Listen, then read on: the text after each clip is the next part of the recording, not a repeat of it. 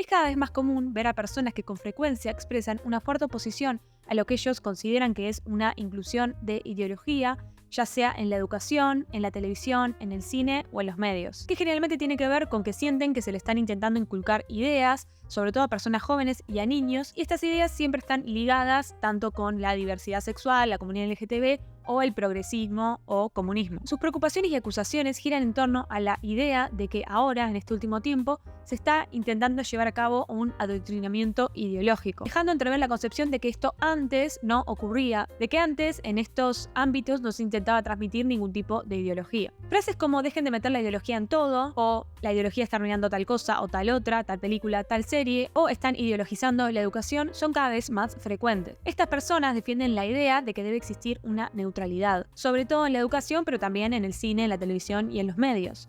Pero yo me pregunto, ¿existe de verdad una neutralidad? Pongamos de ejemplo una película que seguramente a muchos les haya hecho llorar en su momento, que es En busca de la felicidad. ¿De qué trata esta película? Y es la historia de un padre soltero que lucha por salir adelante. Sí, pero ¿esconde algo detrás de esta premisa o es neutral? Bueno, sobre esto y algunas cuestiones más vamos a conversar en el video de hoy.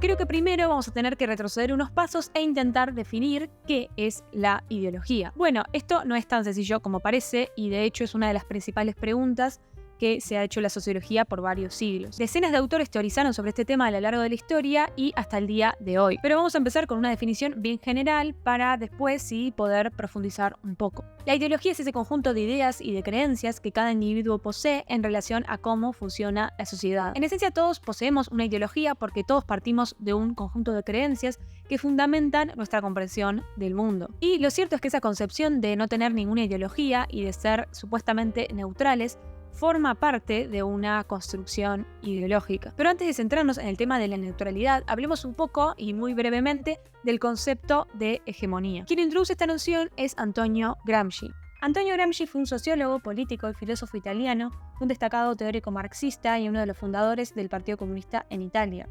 Fue encarcelado por el régimen fascista y durante esos años fue cuando escribió la mayor parte de su obra. Murió muy joven, pero sus ideas son objeto de estudio hasta el día de hoy.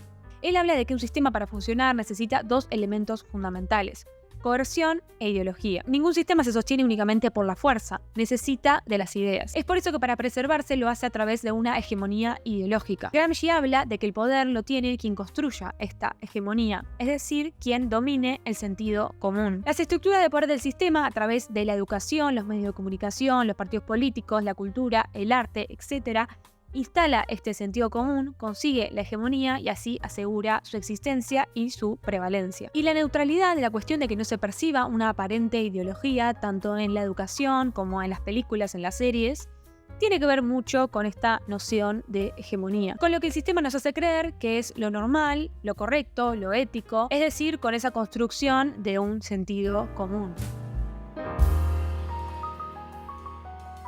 Cuando se habla de que se está ideologizando la educación, a lo que se refieren es que se está transmitiendo una ideología que no es la hegemónica. Porque lo cierto es que la educación está siempre atravesada por la ideología. Henry Giroux, un profesor estadounidense, padre de la pedagogía crítica, habla sobre la supuesta neutralidad que muchos le exigen al sistema educativo y nos dice estas palabras. The notion of neutrality and when it's raised in education is the worst form of politics. In itself, it's a political issue. It's a political question because it's taken a value around education in ways to hide what education is really about. I've always viewed that position as the basis for a kind of fascist politics because it hides its code for not allowing people to understand the role that education plays ideologically, the role that it plays in producing particular forms of knowledge, particular forms of power, particular kinds of social values, particular notions of agency, particular narratives about the world. It's impossible for education to be neutral. There's no such thing as a neutral education. So those who argue that education should be neutral are really arguing for a version of education that's not in which nobody's accountable. That the people who produce that form of education disappear. They become invisible because they're saying it's neutral. And so you can't identify the ideological processes, politics, modes of power at work. And that's precisely what they want. I mean, look, power at its worst is invisible. It makes itself invisible. And I think that the notion that education is neutral is to me one way of people who have dominant power making it invisible and making propaganda itself incapable of being seen. Y sobre esto, él coloca un ejemplo que me parece bastante interesante, el cual es el siguiente. Cuando pones a las criaturas en fila y les dices que no pueden hablar y deben escucharte a ti como profesor, el currículum oculto que se transmite es que no tienen derecho a hablar, no tienen derecho a ser parte de la forma de educar. Cuando un docente se levanta y dice que tiene la autoridad en clase y que nadie puede cuestionarla, lo que no se dice es que se les está enseñando a ser pasivos y a no pedirle responsabilidades al poder. No lo dice, pero el currículum oculto es muy claro. Si examinas lo que realmente se enseña allí, ves que la educación es una forma de silenciamiento. Con currículum Shuru se refiere a los valores, a las creencias o a las normas que se transmiten de manera indirecta y por el solo funcionamiento de los centros educativos, es decir, de su carácter ideológico. Las personas suelen creer que solo existe una transmisión de ideología en la educación cuando ésta se hace de manera explícita. Por ejemplo, cuando un docente da ciertos tipos de contenidos o de ideas que desafían la hegemonía. Pero lo cierto es que ya desde su forma, desde la elección de contenidos, desde su estructura, desde su funcionamiento, desde a quienes excluyen o a quienes incluyen las escuelas, son siempre transmisoras de ideología. Y ahora sí, hablemos de cine.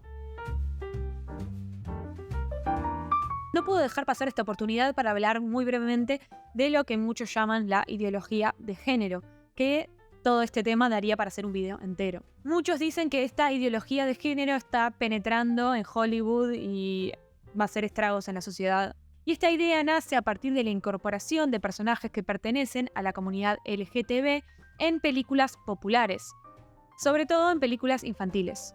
Pero, amiguitos, la realidad es que es tan ideológica la presencia de una pareja de lesbianas en una película de Disney como su ausencia sostenida durante muchísimos años. Y este tema tiene mucha tela para cortar, así que déjenme en los comentarios si quieren que haga un video exclusivamente hablando sobre esto. Pero bueno, cerrando este paréntesis, podemos concluir, teniendo en cuenta todo lo que hablamos anteriormente, que el cine es otro gran transmisor de ideología. Incluso cuando esta está presente de manera explícita, toda película está atravesada por una ideología. Desde las miles de comedias románticas que plantean la idea de que una mujer consigue la felicidad cuando encuentra a un hombre que la ame, o las películas de terror donde los personajes que desafían las normas morales son los primeros en morir, hasta películas de acción donde, por ejemplo, en Estados Unidos, quién es el bueno y quién es el malo, depende mucho de los conflictos que tenga el país en ese momento. Todas estas películas pueden verse como aparentemente neutrales. Ninguna lleva grandes banderas ni sus personajes dicen grandes discursos. El mensaje no es explícito, pero sin embargo, en silencio, la ideología siempre está presente. Y ahora sí, volviendo al principio del video, vamos a hablar de En busca de la felicidad. La película retrata una conmovedora historia basada en hechos reales que narra la vida de Chris Gardner, interpretado por Will Smith, un padre soltero que lucha por superar la terrible situación económica en la que se encuentra, persiguiendo el sueño de una vida mejor para él y para su hijo. Enfrentando desafíos desgarradores, se embarca en un camino lleno de sacrificios y determinación, buscando un trabajo estable en el complejo mundo de las finanzas, al mismo tiempo de que cuida a su hijo pequeño. Finalmente termina consiguiendo el trabajo y se convierte en millonario. La película explora temas como la perseverancia, el amor paternal y la búsqueda de la felicidad. Es aparentemente una película sobre superación personal, sobre cómo, no importa lo mal que estés, luchando por tus sueños podés conseguirlos. Y esta es una película que apela constantemente a la emocionalidad. Me imagino que todo el mundo salió del cine llorando en su momento. Uno escucha esa sinopsis y piensa, qué lindo la historia de un padre que logró salir adelante, superando todos los desafíos que la vida le impuso. Bárbaro. Pero si nos ponemos a pensar y analizar la película, esta tiene un mensaje mucho más profundo y completamente ideológico. Este mensaje puede ser muy evidente para algunas personas, pero para una gran parte de la audiencia no lo es. Y es la cuestión de que esta película tan bella, tan emocionante, es una oda a la meritocracia. Es decir, a la idea de que con tu esfuerzo y tu trabajo duro vas a poder salir adelante, no importa lo mal que estés, vas a poder conseguir lo que quieras si te esforzas lo suficiente. Es bajo esta consigna que nace un poco la idea de que el pobre es pobre porque quiere, ya que no se esforzó lo suficiente para salir de esa situación. Demuestra la historia de un hombre muy pobre que a través de su esfuerzo y su trabajo logra salir adelante, y no solo eso, sino que se convierte en millonario. Y el mensaje directamente es, vos también podés llegar a hacerlo, solo te tenés que esforzar lo suficiente. y si no llegás es porque no te esforzaste. ¿Y qué es la meritocracia sino una de las ideas fundamentales y bases dentro del capitalismo? Es una forma de justificar las desigualdades de este sistema que es el dominante. En busca de la felicidad es una película que contribuye a la preservación del sistema y de las relaciones de poder de este, representando ideas que sostienen la hegemonía del mismo, es decir, transmitiendo su ideología.